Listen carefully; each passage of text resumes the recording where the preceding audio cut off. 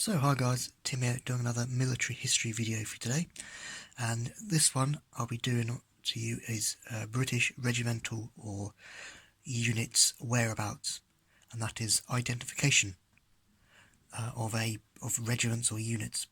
And now really just kind of cut a long story short, the description essentially of identification is of a regimental commander or officer wanting to look down on a battlefield and trying to pick out which regiments are where, and just to see where the order is and everything of specific units. And so yeah, that's really it. So I'll get on with the video. So if you take a typical British Army regiment being formed in about between the 1650s and 1690s, round about that period, say we take 1680s. In the 1617 and early mid 1800s, the British Army would use what was called bear standards, or flag bearers, and they would be at the front of a line, infantry line, or sometimes in the middle or sometimes at the back, hoisting up, carrying a big flag with their regimental colours and logo of the regiment, essentially battle honours as well, to again allow the Duke to know where his regiment or other regiments are on the battle. So essentially, what you see is different regiments in different areas with different flags hoisted up, saying the Duke of what's the one? The Duke of what's the word? Any random one, the so and so regiment, or the what's the one I can think of off the top of my head? The Duke of the Seventh, the Duke of Norfolk's, the Duke of Norfolk's own regiment of foot, and things like that, and then of course when it came to changing the Duke of so and so's regiment of foot to a numbered regiment, so like regiment of foot numbers. So for example, the Duke of Norfolk's regiment of foot became the 12th regiment of foot.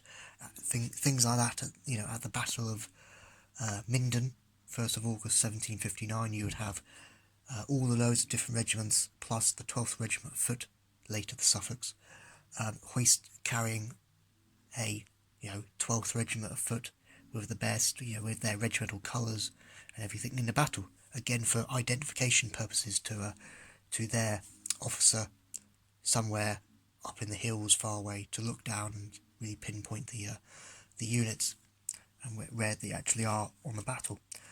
So when we come up to the year 1881, you get the Childers Reform.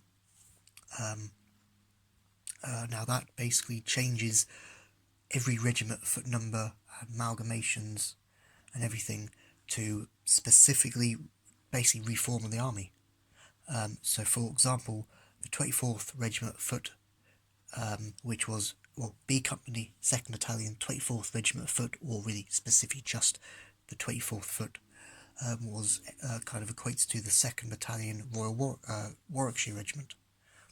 But after 1881, with the reform, they changed to the South Wales Borderers, for example, like that, and it changed loads of other regimental names, like the 12th Regiment of Foot became the Suffolk Regiment, and things like that. But also the British Army in 1881 went over to South Africa in the First South African War, also known as the First Anglo-Boer War, and that was really the last time when any British regiment had carried flags in the battle. Just because, really, for their point of view and for common sense point of view, you wouldn't really want a massive flag being hoisted up where you've got Boer commandos everywhere, hidden trees everywhere, for the enemy just to say, oh, there's the flag, we'll go and kill that unit. It's very, very, very spottable, essentially. It's like shooting fishes in a bucket. It's so easy to spot.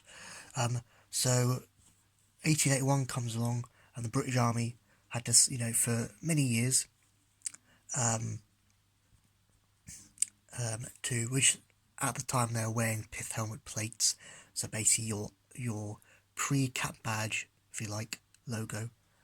Before cap badge were invented, they had helmet plates with their regimental numbers, and then later on regimental names, essentially, as kind of the cap badge, the plate, as kind of as some other depending what regiment they are, of course, or unit they would wear. That was their logo. In 1881 they introduced, you can kind of call them embroidered shoulder titles, where literally on the epaulette you had, for example, 2nd V Batford Battalion, and then Durham for 2nd Volunteer Battalion, Durham Light Infantry, for example. And this is the 1880s. So when we get into the 1890s, you see quite a lot of changes. Of course, the uniform changes a bit, but really for identification purposes, the kind of white embroidered shoulder kind of epaulette title changes to brass. So you've got here is a Cambridgeshire brass shoulder title. These shoulder titles were, of course, worn on the shoulder, partly on the epaulette, essentially, for individual men to wear to tell them, to identify what regiment they're actually part of. Of course, this is... sorry about if you can hear any noise in the background, just trying to ignore it. It's like this one, Cheshire Regiment, you had one for Suffolk's, you had one for Army Service Corps, you had loads, essentially. So that came out in the 1890s, the brass shoulder title.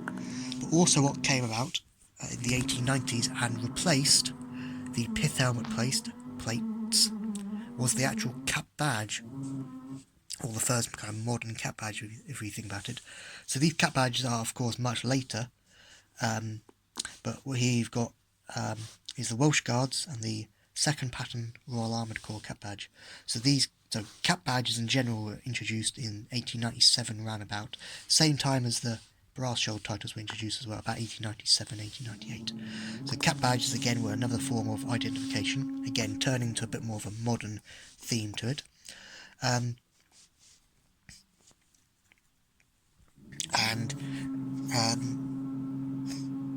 When you get they were formed. So when we get to about the First World War period, and during the First World War, what we get was actual infantry division flashes.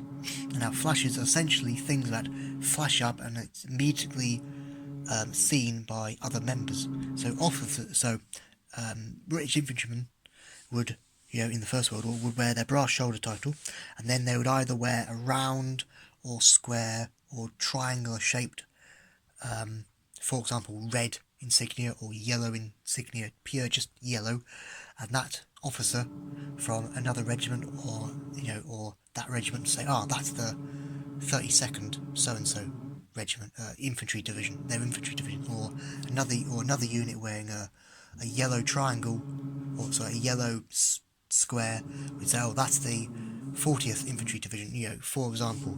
That was the First World War period. But of course you do actually get, by the war kind of ending, you do get properly made infantry division insignias like we would during the Second World War period, or later on.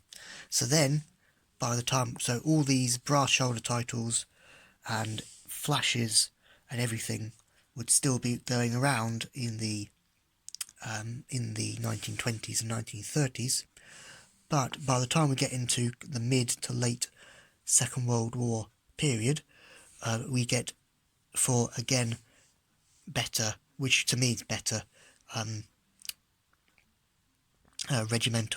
infantry divisions, identification purposes. By 1944 we get cloth and printed shoulder titles. So again, the same as flashes, colours and some letters on there as well, to identify what infantry division a unit is. So this one is the British 3rd Infantry Division. So any officer seeing that on a battle dress, these were battle dresses by the time the Second World War broke out, they'd say, oh, that's the 3rd Infantry Division, for example. And then, of course, brass shoulder titles were still used right up, into the early Second World War period. But then it quickly got replaced by cloth shoulder titles, and then, of course, printed as well. This is the Duke of Wellington's West Riding Regiment. And then cloth shoulder titles, so cloth shoulder titles and Infantry Division cloth insignias, flashes were around right through into the 1950s and 1960s, and still are used today on kind of Velcro-y type. You still see the 3rd Infantry Division and the 7th Armoured Division still being worn today, just as they were during the Second World War, in the latter stages of the Second World War. So hopefully that's been an enjoyable, informational video on kind of identification of the British infantryman's British regiment. So you go from 16 to 1700s, or say you have 1600 right the way up to 1888, where you've got the regimental flags being carried into battle. Then you've got 1882 right up to the 1897. You get 1880s, 1890s. You get regimental brass shoulder titles and embroidered, personalised epaulet embroidered titles. Then in the First World War, you still get brass shoulder titles, but you also get multicoloured flashes as well.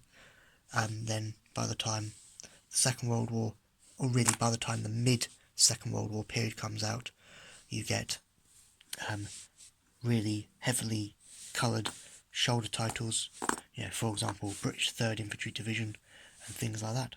So, hopefully I haven't really missed anything out in the video. Knowing me, I have. So, thanks for watching, guys. Have a good one, and we'll see you in the next video. Bye for now.